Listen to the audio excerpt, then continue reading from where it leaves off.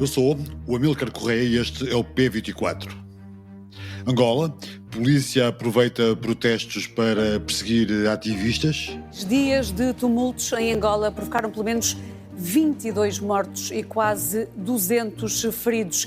Este é um balanço provisório feito pelas autoridades angolanas. A violência na província de Luanda provocou ainda mais de 1.200 detenções.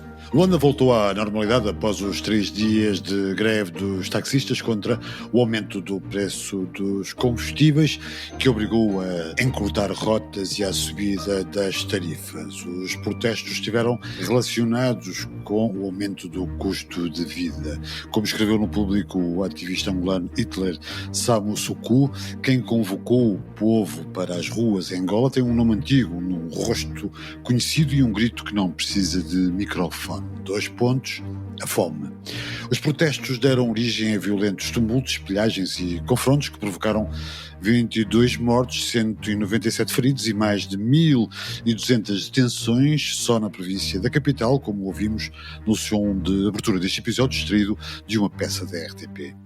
Mas nem todos os detidos estão relacionados com o uso da violência ou da prática de pilhagens. Entre eles estão vários ativistas dos direitos humanos angolanos que têm sido perseguidos nos últimos dias. O regime está a aproveitar a ocasião para deter e silenciar quem o critica.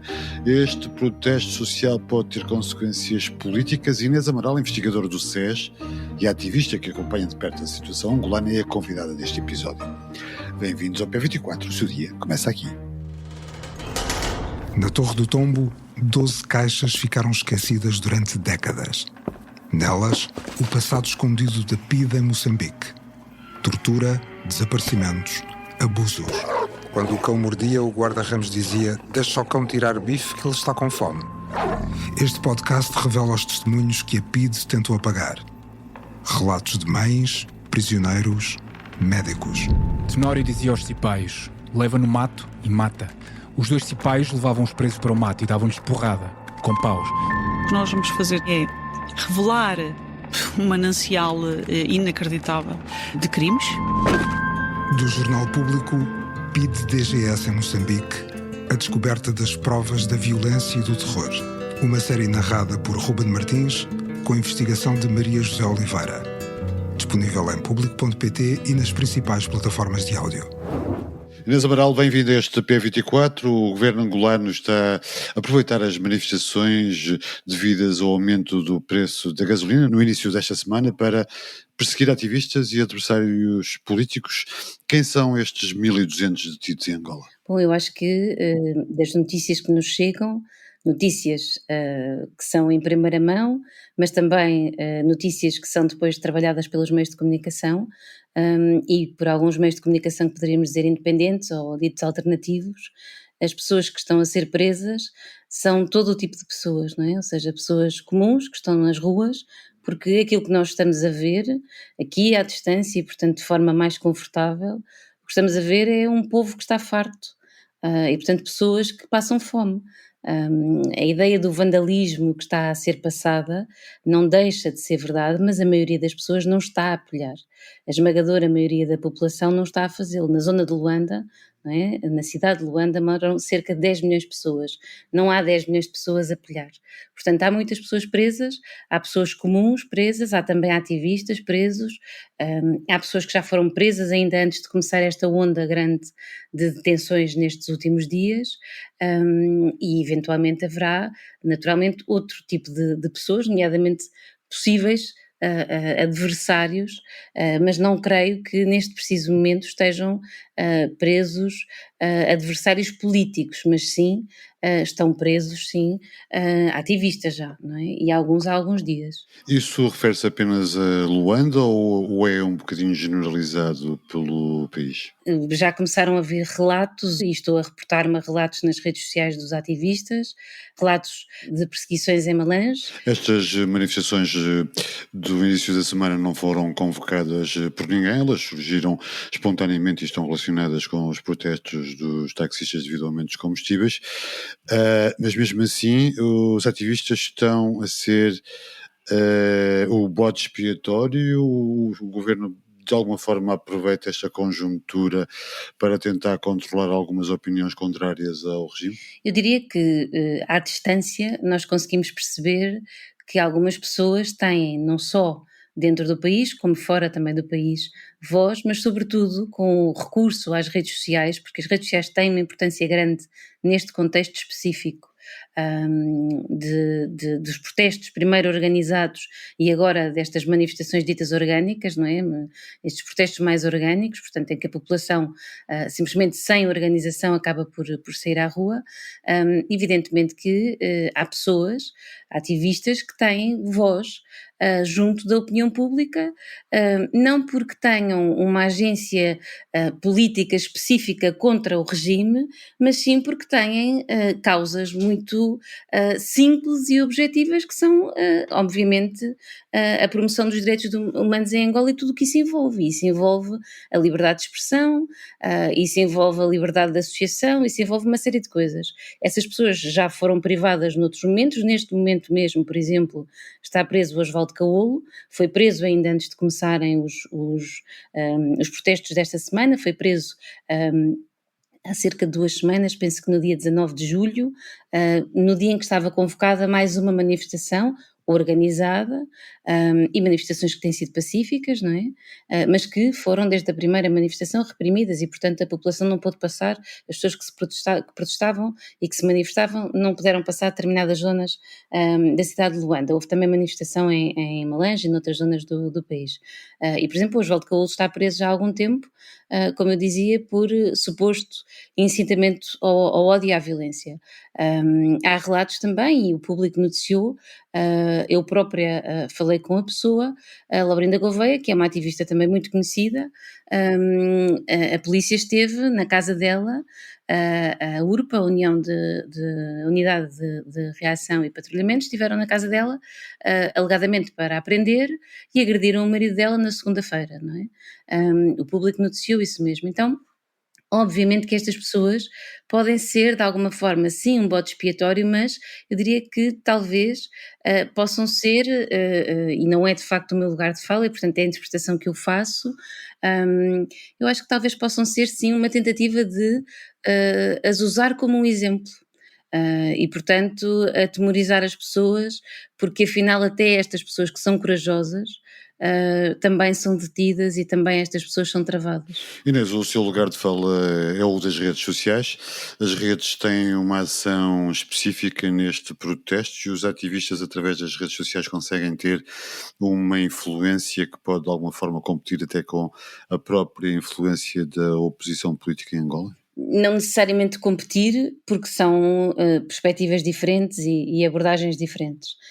As pessoas que estão a fazer ativismo não o fazem à espera de um voto, não é? E portanto há aqui leituras distintas, há formas de se relacionarem com a população diferente, e portanto vejo de forma distinta.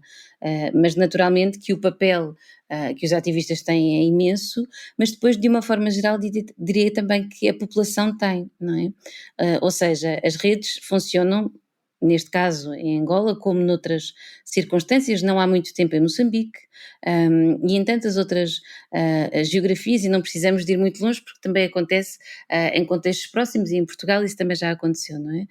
As redes funcionam muito nessa lógica da ação conectiva, não é? Ou seja, as pessoas de repente começam a associar-se, mesmo que não se conheçam, a partir dos eventos, e portanto querem perceber o que é que se passa. E basta que alguém divulgue um vídeo para a dimensão viral poder ser muito extensa. Claro que os vídeos não se tornam todos virais, mas, por exemplo, ontem passaram, e hoje continua a passar, um vídeo de uma mulher que foi baleada pelas costas num bairro em Viana, na Caop, Junto ao filho. exatamente, com o filho, e toda a gente viu, não é? Toda a gente em Angola vê, toda a gente fora de Angola vê. Portanto, o expoente que as redes podem trazer é isso, é maximizar o que está a acontecer. Agora, o que está a acontecer é informação em bruto, que nós não temos contexto muitas das vezes. Naquele caso não precisamos de contexto, é uma mulher que é assassinada, não é? Portanto, nós vemos isso. Não há nenhum contexto necessário. A mulher foge e leva um tiro pelas costas. Noutros casos, não há exatamente contexto. E esse, por exemplo, é uma das formas, ou essa é uma das formas, de muitas das vezes os regimes reprimirem as pessoas em diferentes circunstâncias. Recordo-me, por exemplo, na altura da Primavera Árabe, de haver informação e depois contra-informação, não é? Portanto, havia pessoas que alegadamente tinham falecido e que na verdade nem existiam. Um, e, por exemplo, no caso do, volto a referir o Osvaldo Caolo, uma das coisas é precisamente, uma das acusações é precisamente ter feito uma live a convocar as pessoas, não é, no Facebook, a convocar as pessoas para uma manifestação, era uma manifestação pacífica, e está acusado de incentivar a violência. Falando em lives e falando em Facebook, se remete um bocadinho para Moçambique, para as semelhanças eventuais entre a política e situação social entre Angola e Moçambique, que depois acabou por desaguar na erupção de um fenómeno Venâncio Mondlane, também ele muito associado às redes. Vê aqui uma semelhança entre os dois países? Não. Vejo semelhança num ponto que é o pior de todos. É que de facto as pessoas morrem à fome. Entre o MPLA e a Frelimo. Diferenças entre o MPLA e a Frelimo, enfim, haverá com certeza, porque são países diferentes, são movimentos diferentes, mas têm características muito idênticas, sobretudo no que concerne à forma como lidam com a liberdade de expressão das pessoas, e com o acesso à internet, tal como aconteceu em Moçambique ocasionalmente e até já aconteceu noutros países, porque lembro-me do Macron ter equacionado isso mesmo há uns 2 anos em França.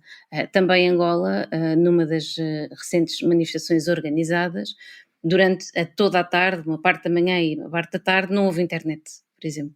Não é? Portanto, há aqui naturalmente um registro que é similar e que é similar a muitos regimes ditos até democráticos, não é? Dei o exemplo do Emmanuel Macron em França. Diria que não vejo uma proximidade no sentido em que não vejo aqui ninguém em Mas estava Luanda a a falar há assumir. pouco das questões sociais, nomeadamente das condições de vida, da fome, não é? Sim, eu não conheço Moçambique, os relatos que vêm de Moçambique são de facto assustadores e são muito idênticos, àquilo que é em Luanda e portanto era isso que eu dizia há pouco no início desta resposta, é que de facto me parece que aquilo que é similar é o que é mais terrível, que é a população que vive de facto muito abaixo do limiar da pobreza, não é? Não estamos a falar não estamos a falar da população dos condomínios onde os portugueses vivem em Angola. Estamos a falar de registros completamente diferentes e, portanto, quando as pessoas viram os vídeos ontem, ou anteontem, ou quando começam a ver o vídeo da mulher que cai na CAOP, isso é assustador e é a realidade não é milhares, é a realidade de milhões de pessoas em Angola. As pessoas vivem assim. E, portanto, a grande dificuldade e o grande problema é talvez nós conseguimos perceber que as pessoas não estão só a pilhar, muitas das pessoas estão a roubar comida. Estão a roubar eletrodomésticos que não têm, não é? Quer dizer, ocasionalmente alguém vai roubar roupa ou uma coisa do género, mas o que as pessoas estão a assaltar são os supermercados. Portanto, nós a dimensão do vandalismo não me parece que tenha semelhança com qualquer outra coisa, tal como em Moçambique também, do que fui vendo e do que fui acompanhando, com uma distância um pouco maior, confesso, mas não me parece de forma alguma que seja a população a criar tumulto, não é? As pessoas estão fartas e há um momento em que, quando as pessoas estão fartas, a população explode. Isso acontece em qualquer regime autocrático, não é? Quando as pessoas querem reagir e querem sair daquela circunstância. O que eu dizia que não me parece similar é a questão do Venâncio Mondlane, ou seja, não acho que exista uma figura similar ao Venâncio Mondlane, acho que Angola tem muitas possibilidades e muitas figuras da sociedade civil, ativistas e não ativistas, com capacidade, de facto, do ponto de vista político, para agregar outras pessoas e, portanto, para agregar a população, mas há depois aquilo que também aconteceu com o Venâncio Mondlane e, portanto, com as pessoas que apoiavam o Venâncio Mondlane, que é a repressão imensa que depois acaba por surgir das máquinas estatais. Inês, para acabar, qual é que tem sido o papel da oposição neste processo e a oposição pode ou quer aproveitar-se desta situação para poder ganhar espaço político? Não sei se aproveitar será a expressão, mas o que eu tenho visto são apelos à calma, de diferentes figuras e até de figuras que vêm do próprio regime, não é? Algumas mais próximas ao Presidente João Lourenço, que a propósito, hoje é quinta-feira, estamos a falar numa quinta-feira, ainda não falou rigorosamente nada, há apenas declarações do Ministro Manuel Homem e um comunicado do Bureau Político do MPLA. Mas as figuras da oposição têm estado a fazer aquilo que aparentemente será o papel delas, num momento de tumultos e no momento em que há uma repressão policial monstruosa, não é? Porque os números que nós sabemos são os números que o governo angolano veicula, portanto nós não sabemos exatamente qual é o número de pessoas mortas, qual é o número de pessoas feridas, não temos esses dados e, portanto, eu diria que a oposição neste momento está a fazer aquilo que pode fazer. Depois é que será talvez o teste maior, mas o teste maior seguramente é ao regime, porque há eleições em 2027 e, portanto, aqui há um peão pequeno que está a ser usado e que pode ser usado no tabuleiro político, e esse peão pequeno é o povo que está farto e que tem fome. Inês, muito obrigado por ter vindo a este P24. It's kids. It's children. Children. A descrição e o choque são de Olga Sherevko, membro da equipa das Nações Unidas que está em Gaza. Mostra o que há muito vem sendo denunciado: tiroteios contra uma multidão faminta que anseia por um saco de farinha.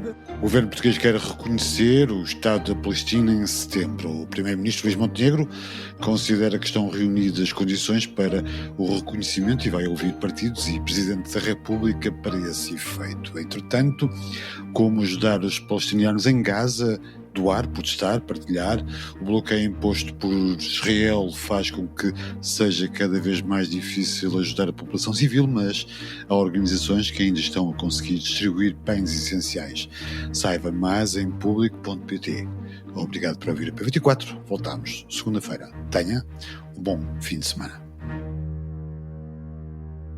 Para não perder os novos episódios, subscreva este podcast do Público na sua aplicação preferida. Para além deste programa, há mais para descobrir em público.pt/podcasts. O Público fica no ouvido.